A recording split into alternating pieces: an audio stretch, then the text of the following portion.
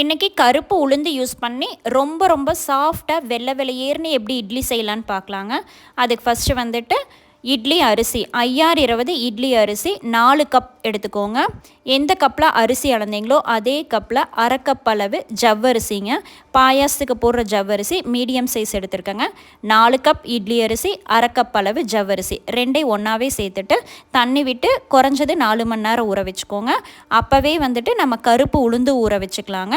தோலோடு இருக்கிற கருப்பு உளுந்து 1 கப் சேர்த்திக்கோங்க. இட்லி அரிசி எதில் அளந்தீங்களோ அதுலேயே 1 கப் அளவு கருப்பு உளுந்து சேர்த்திட்டு மூணையுமே 4 மணி நேரம் ஊற வச்சுக்கோங்க. அப்போவே வெந்தயமும் ஊற வச்சுக்கலாங்க. வெந்தயம் 1 டேபிள் ஸ்பூன் மட்டும் ஊற வச்சுக்கோங்க. அதுக்கு மேலே வெந்தயம் சேர்த்திங்கன்னா இட்லி வதன்னு போயிடும். 1 டேபிள் ஸ்பூன் மட்டும் ஊற வச்சுட்டு எல்லாத்தையுமே 4 மணி நேரம் ஊற வச்சுக்கோங்க. 4 மணி நேரம் ஊறினதுக்கப்புறம் நம்ம எல்லாத்தையும் இந்த மாதிரி நல்லா கழிஞ்சு எடுத்துக்கலாங்க. 4 மணி நேரம் ஊறினாலே அந்த கருப்பு உளுந்துட்டு இருக்கிற தோலெல்லாம் நல்லா நம்மளுக்கு விட்டு வந்துடும். கால்வாசி கருப்பு உளுந்துட்டு இருக்கிற தோலோடவே சேர்த்திக்கோங்க. தோலில் தான் சத்துக்கள் அதிகம். ஃபஸ்ட்டு கிரைண்டரில் வெந்தயம் ஊற வச்ச தண்ணியோடவே வெந்தயத்தை ஃபஸ்ட்டு ஆட் பண்ணிக்கோங்க. வெந்தயத்தை ஃபஸ்ட்டு ஆட் பண்ணும்போது தான் நல்லா அரை விட்டுருங்க. ஒரே 1 நிமிஷம் மட்டும் அரைஞ்சாலே போதும். அதுக்கப்புறம் நம்ம கருப்பு உளுந்து சேர்த்திக்கலாங்க. கருப்பு உளுந்து அரைக்கும் போது எப்போவுமே தண்ணி ஊற்றிடாதீங்க. ஊற்றினீங்கன்னா பொதுன்னு வராது. தண்ணி தெளித்து மட்டும் விட்டுக்கோங்க. ஐஸ் க்யூப்ஸ் ஃபஸ்ட்டே 2 போட்டிங்கன்னா உளுந்து பொதுன்னு வரும். நம்மளுக்கு கிரைண்டரும் சூடாகாதுங்க. இந்த மாதிரி ஒரு 10 நிமிஷத்துக்கு ஒருக்கா தெளித்து மட்டும் விட்டு மொத்தமாக 20 நிமிஷம் ஆட்டிக்கோங்க. ஒரு 20 நிமிஷம் ஆட்டினாலே இந்த மாதிரி உளுந்து பொதுன்னு வருங்க. கையில் ஒட்டாமல் தொத்துன்னு உழுகணும்.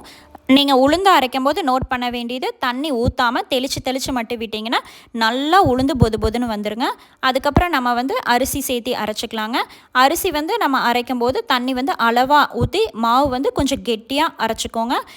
அரிசி மாவு கொஞ்சம் தருதருன்னு இருக்கணுங்க. ரொம்ப நைஸாக வலுவல்னு அரைச்சிங்கன்னா இட்லி கெட்டியாக போயிடும். லைட்டாக தருதருன்னு முக்கால்வாசி மட்டும் அரைஞ்சிருந்தா தான் நல்லா இட்லி சாஃப்டாக வருங்க. ரெண்டையுமே நம்ம ஆட்டி எடுத்துகிட்டு உப்பு போட்டு கரைச்சி வச்சுக்கோங்க. உப்பு போட்டு கரைக்கும் போது தான் நம்மளுக்கு அந்த ஏர் பபிள்ஸ் ஃபார்ம் ஆகி இட்லி நல்லா சாஃப்டாக வருங்க. குறைஞ்சது 6 மணி நேரமாவது புளிக்க வச்சுக்கோங்க. 6 மணி நேரம் புளிச்சதையுமே நம்ம இட்லி ஊற்றிக்கலாங்க. இட்லி ஊற்றும் போது மாவு மேலேருந்து கீழே வரைக்கும் சும்மா ஜஸ்ட் இப்படி மட்டும் மிக்ஸ் பண்ணி விட்டுக்கோங்க. அடித்து கலக்காதீங்க. அடித்து கலக்கும் போது ஏர் பபிள்ஸ் எல்லாம் வெளியில் போய் அப்புறம் இட்லி ரொம்ப ஹார்டாக கெட்டியாக வந்துடும். அதனால் எப்போவுமே லைட்டாக மிக்ஸ் பண்ணி விட்டுட்டு நீங்கள் இட்லி ஊற்றிக்கலாம். நார்மலாக 5 நிமிஷம் இட்லி வெந்ததையுமே சூப்பராக இந்த மாதிரி ரொம்ப சாஃப்டாக இருக்குங்க.